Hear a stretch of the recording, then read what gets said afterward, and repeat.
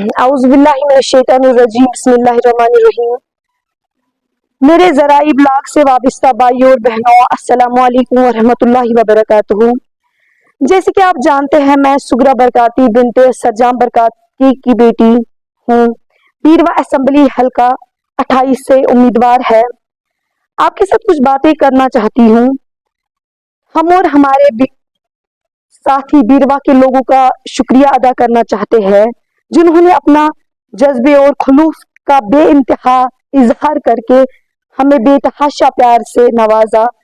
چونکہ میرے بابا میری والدہ کے ساتھ اسیری میں ہیں اور مجبوراً مجھے اور میرے 11 سال کے بھائی کو یہ باریک ذمہ داری اٹھانی پڑ رہی ہے، مگر اس دوران بہت سے مسائلوں کا سامنا ہوا، جیسے کہ میرے ساتھ ایک سائیکولوجیکل لڑائی لڑی جا رہی ہے، جس میں سابقہ چیف منسٹر عمر عبداللہ صاحب کا یہ بیان ایک عکاسی ہے، جس میں بولا ہے کہ میرے والد کا نام لے کر یہ الزام لگایا ہے کہ جیل میں بند مولانا سرجان احمد برکاتی کو ان کے خلاف الیکشن میں اتارا گیا ہے۔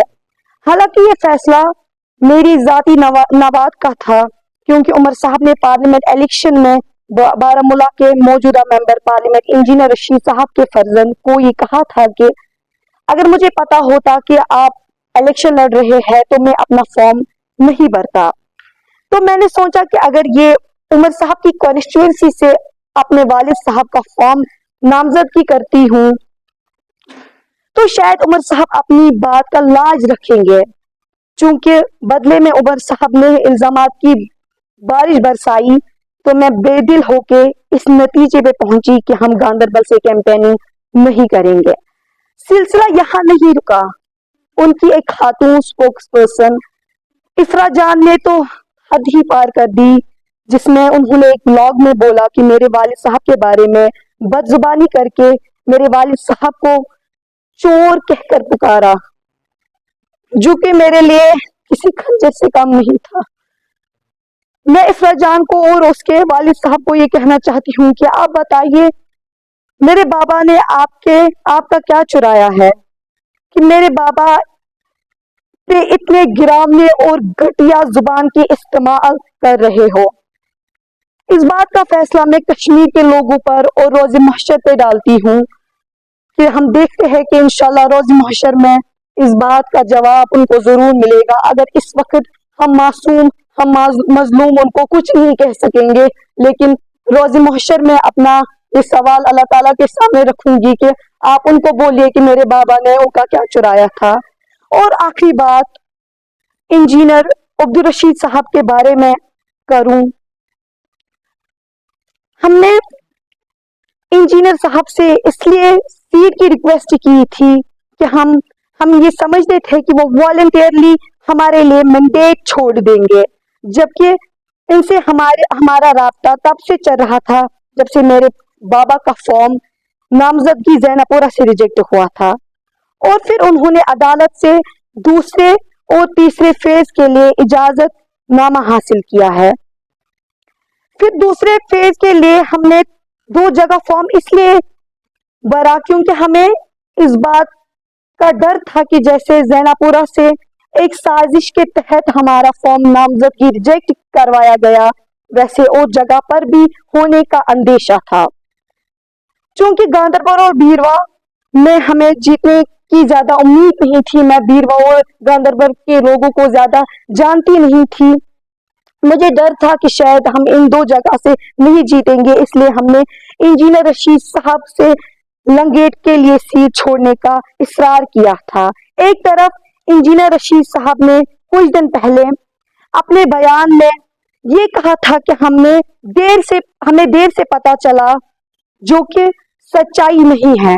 برکاتی صاحب الیکشن لڑ رہے ہیں اور بقول ان کے لنگیٹ کانسٹیچوئنسی کا مینڈیٹ بانٹ چکے تھے، جہاں پر ان کے بھائی خورشید احمد شیخ صاحب لڑ رہے ہیں۔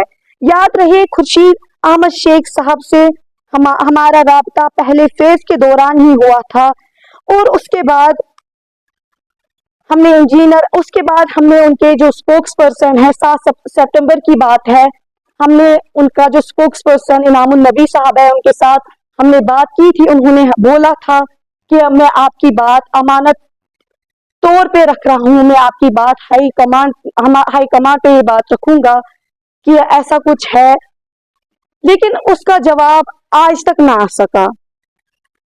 मैं इंजीनियर रशीद साहब से ये कहना चाहती हूँ, आपसे यही पूछना चाहती हूँ कि आप अपने भाई का मैंडेट काट के आज जेल का जवाब वोट से नहीं देना चाहते, जब आपका ही एक स्लोगन था पार्लियामेंट इलेक्शन में, जब आपने ही एक स्लोगन आपने और आपके पार्टी वालों ने कहा था कि जेल का बदला वोट से है, जब उस वक्त जेल का बदला वोट से था, क्या इस वक्त जेल का बदला वोट से नहीं है? हम दोनों इस वक्त दोनों मजलूम बच्चे हैं, जब उस वक्त जेल का बदला वोट से था, क्या इस वक्त हमारे माँ बाप, कश्मीर के नौजवान जो जेल में बंद है, क्या इस वक्त जेल का वो बदला वोट से नहीं है? जी बाकी पहले मैं एक बात कहना चाहती हूँ, देखिए मैंने पहले भी बोला कि मैं कोई सियासत लीडर नहीं हूँ, मुझे इस वक्त इस चीज में आने का मकसद एक ही है कि मेरे माँ बाप को जेल से रिहा कीजिए। सर देखिए, अगर मैं इस बात पे जाऊं तो मैंने पहले भी बोला कि हम इलेक्शन लड़ने के लिए नहीं आए हैं, हम किसी से हम जीतने के मैंने पहले भी बोला कि अगर मेरे माँ बाप को जेल से कोई मुझे बोलेगा कि हम आपके माँ बाप को जेल से रिहा करेंगे, हम हर किसी चीज को लात मारेंगे। मैंने बोला कि ये इख्तिदार की हवस में है, लेकिन उन्होंने साबित करके दिखाया, क्योंकि इस वक्त हम दोनों से बेहतर मजलूम कोई नहीं है। जब इस वक्त ये सीट नहीं छोड़ सकेंगे तो कल आने वाले दिनों में जब यही कह रहे हैं कि हम मजलूमों की बात करेंगे, जब वो इस वक्त हम दोनों मजलूम भाई बहन की बात नहीं कर सकते, तो मुझे नहीं लगता कि आने वाले दिनों में किसी की बात होगी।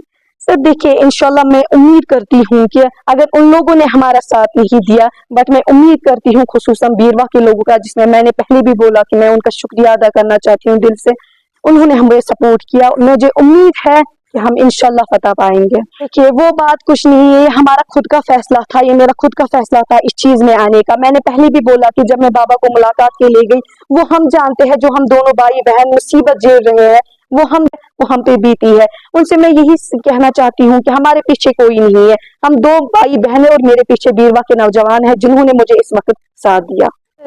देखिए आपने बहुत अच्छा क्वेश्चन किया मुझसे। अगर मैं ये बात सोच के आपको बोलूं कि जब मुझे पता जब अबरार भाई इस चीज में आए तो मुझे लगा शायद इससे कुछ नहीं होगा, शायद उनके बाबा जेल से रिहा नहीं होंगे, लेकिन वो साबित हुआ कि जेल का बदला ही वोट है। जब इंजीनियर रशीद साहब को जेल से रिहा किया गया, मैंने सोचा हाँ है, जेल का बदला ही वोट है। जैसे उमर साहब ने उनको बोला था एक बयान में, मैंने अभी भी बोला कि उन्होंने उनको बोला कि अगर मुझे पता होता आप फॉर्म भरेंगे तो शायद मैं फॉर्म नहीं भरता। इसी सिलसिले में हमने बाबा के साथ बात की, मैंने बाबा को बोला कि जब उनके साथ इंसाफ किया गया, हम दोनों यतीमों के साथ भी इंसाफ होगा। लेकिन मैं तिफल नादा थी, मुझे नहीं पता था कि हमारा साथ कोई नहीं देगा, हमारा साथ कोई नहीं देगा। देखिए वो हम जानते हैं, जैसे उर्दू में कहा जाता है कि इल्म की कदर किसी इल्मी से पूछो, माँ बाप की कदर किसी यतीम से पूछो। इसमें कोई शक नहीं है कि अभी हमारे माँ बाप जेल में बंद है, जिंदा है, लेकिन हम उस जिंदा यतीमों से बदतर जिंदगी गुजार रहे हैं। हमारे पास अभी माँ बाप मौजूद नहीं है। मेरा भाई स्कूल जाता है तो अलविदा करने वाला कोई नहीं होता है।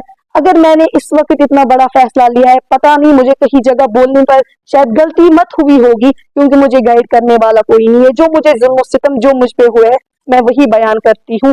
2016 से सिर्फ इतना देखिए, मुझे खुद पढ़ने का शौक था, लेकिन पढ़ाई छोड़ दी मैंने, रीजन माँ बाप है।